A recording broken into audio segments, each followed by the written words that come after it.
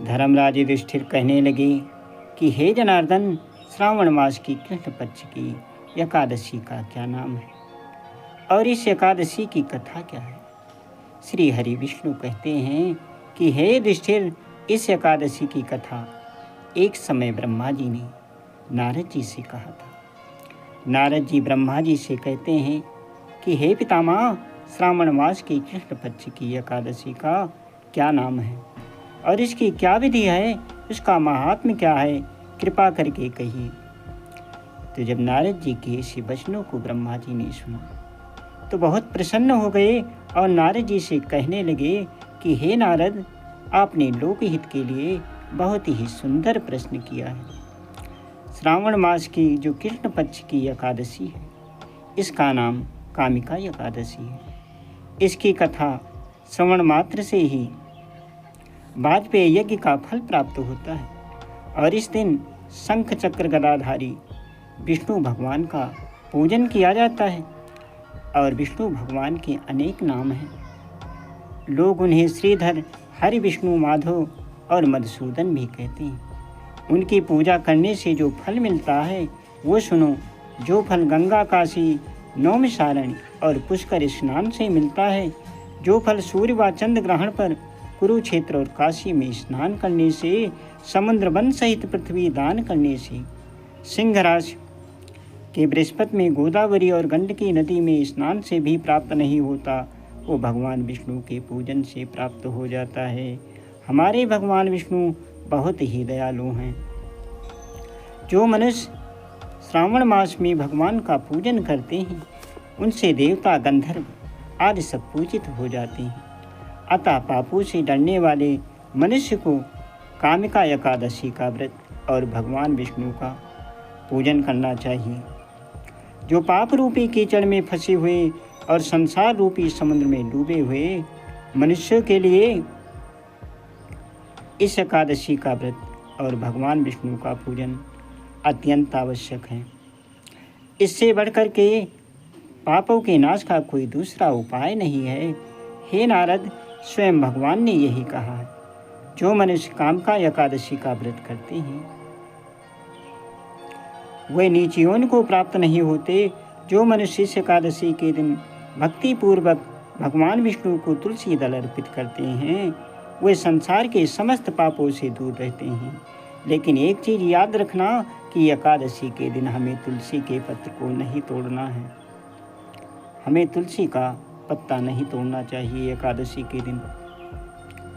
विष्णु भगवान रत्न, मोती, मणि तथा आभूषण आदि से इतने प्रसन्न नहीं होते जितना वे तुलसी दल से या तुलसी दल पूजन से प्रसन्न होते हैं। और तुलसी दल जो पूजन है, इसका फल 4 भार चांदी और 1 भार स्वर्ण के दान के बराबर होता है। हे नारद, मैं स्वयं भगवान की यत प्रिय तुलसी को सदैव नमस्कार करता हूँ। ऐसा ब्रह्मा जी कहते हैं। तुलसी के पौधे को सींचने से मनुष्य के सभी कष्ट दूर हो जाते हैं और दर्शन मात्र से मनुष्य के सभी पाप नष्ट हो जाते हैं और स्पर्श से मनुष्य पवित्र हो जाता है। मनुष्य को चाहिए कामिका एकादशी के दिन उस दिन रात्रि को दीपदान और जागरण करें, क्योंकि जागरण के जो फल का महात्म है ये चित्रगुप्त भी नहीं कह सकते। जो इस एकादशी की रात्रि को भगवान के मंदिर में दीपक जलाते हैं, उनके पितर स्वर्गलोक में अमृत पान करते हैं। जो घी का दीपक जलाते हैं वे 100 करोड़ दीपक से प्रकाशित होकर के उनके जो पितर हैं वे सूर्य लोक को चले जाते हैं। ब्रह्मा जी कहते हैं कि हे नारद, ब्रह्महत्या, भ्रूण हत्या आदि पापों को नष्ट करने वाली इस कामिका एकादशी का जो व्रत है, इसे मनुष्य को यत्न के साथ करना चाहिए। कामिका एकादशी के व्रत का महात्म श्रद्धा से सुनने और पढ़ने वाला मनुष्य सभी पापों से मुक्त हो जाता है और अंत में विष्णु लोक को चला जाता है। इसकी कथा इस प्रकार है। एक समय की बात है, प्राचीन काल में एक गांव में अत्यंत क्षत्रिय बलवान रहता था। उसका स्वभाव थोड़ा क्रोधी था। एक दिन क्या होता है भैया कि उसका किसी ब्राह्मण से विवाद हो गया और उसने उस ब्राह्मण की हत्या कर दी। इस ब्रह्महत्या के पाप से वो अत्यंत दुखी हुआ और उसे अपने श्राद्ध कर्म करने की अनुमति भी नहीं मिलती। वो बहुत परेशान हो गया और परेशान होकर के क्षत्रिय ने एक साधु से अपने पाप की मुक्ति का उपाय पूछा। साधु कहने लगे, ये बहुत सरल होते हैं साधु।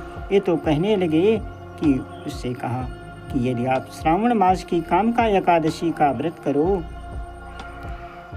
और तो आपको इस पाप से मुक्ति मिल जाएगी। इसलिए इस दिन भगवान विष्णु का विधिवत पूजन करने से ब्रह्महत्या जैसे बड़े पापों से मुक्ति मिल जाती है। क्षत्रिय ने मन को बताए अनुसार कामका एकादशी का व्रत किया और भगवान विष्णु का पूरी श्रद्धा से पूजन करता है। व्रत के प्रभाव से रात्रि में भगवान विष्णु ने उसे स्वप्न में दर्शन दिया और ब्रह्महत्या के पाप से मुक्त कर दिया।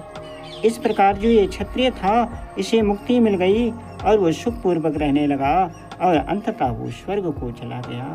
हमारे विष्णु भगवान बहुत दयालु हैं।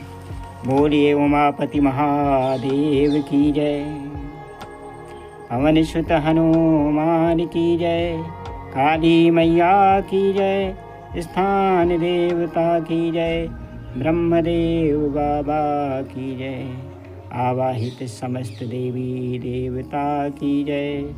जय जय श्री सीताराम।